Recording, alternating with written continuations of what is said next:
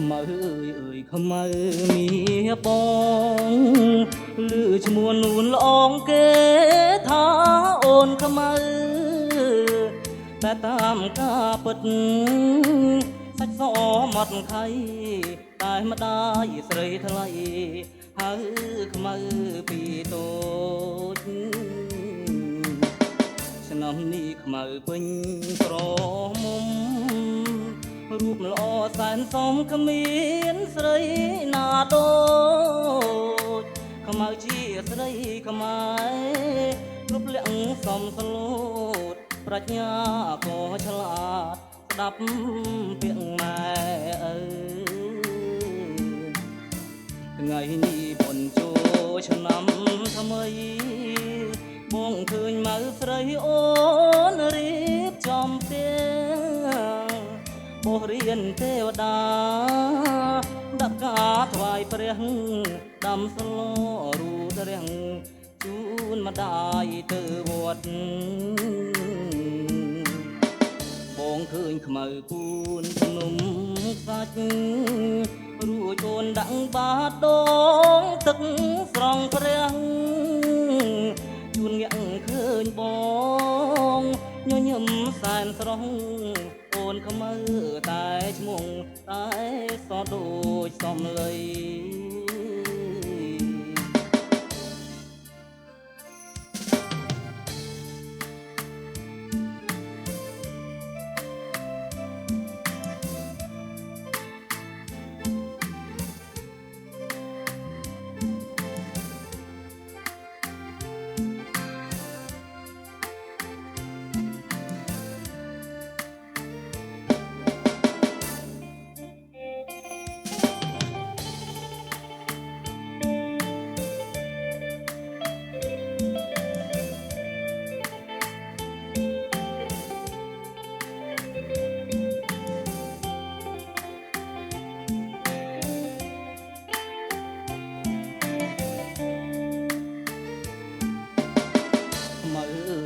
ខ្មៅមាប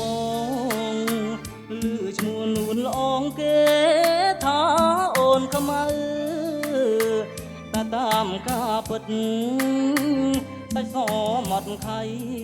តែម្ដាយស្រីថ្លៃហៅខ្មៅពីតូចឆ្នាំនេះខ្មៅពេញ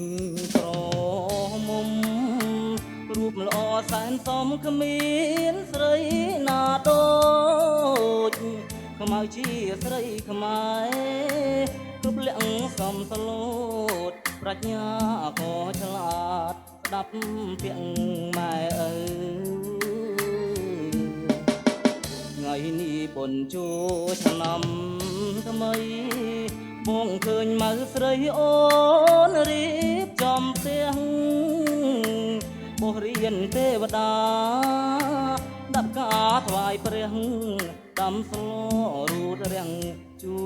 នម្ដាយទៅវត្តបងឃើញខ្មៅពូនភ្នំ